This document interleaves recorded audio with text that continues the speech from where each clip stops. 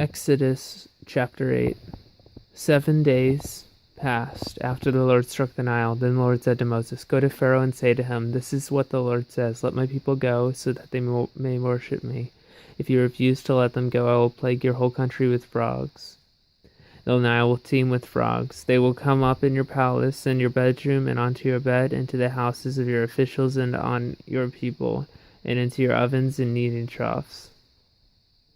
The frogs will go up on you and your people and all your officials.'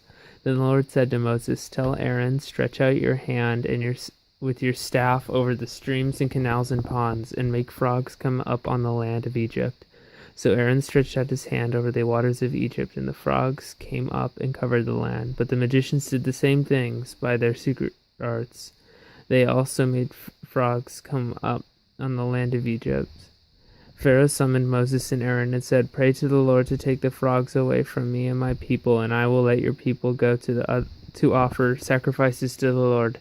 Moses said to Pharaoh, 'I leave to you the honor of setting the time for me to pray for you and your officials and your people, that you and your houses may be rid of the frogs, except for those that remain in the Nile.' 'Tomorrow,' Pharaoh said.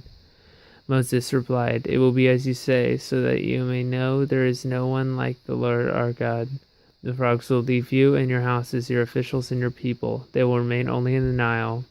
After Moses and Aaron left Pharaoh, Moses cried out to the Lord about the frogs he had brought on Pharaoh, and the Lord did what Moses asked. The frogs died in the houses, in the courtyards, and in the fields.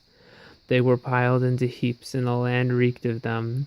But when Pharaoh saw that there was relief, he hardened his heart and would not listen to Moses and Aaron, just as the Lord had said.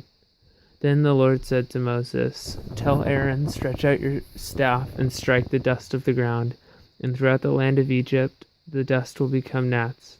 They did this, and when Aaron stretched out his hand with the staff and struck the dust of the ground, gnats came upon men and animals. All the dust throughout the land of Egypt became gnats. But when the magicians tried to produce gnats by their secret arts, they could not, and the gnats were on men and animals. The magicians said to Pharaoh, 'This is the finger of God.' But Pharaoh's heart was hard, and he would not listen, just as the Lord had said.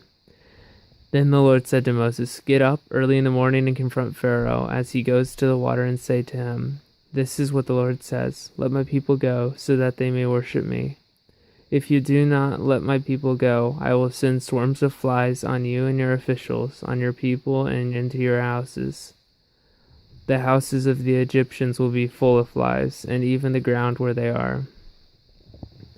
But on that day I will deal differently with the land of Goshen, where my people live. No swarms of flies will be there, so that you will know that I, the Lord, am in this land.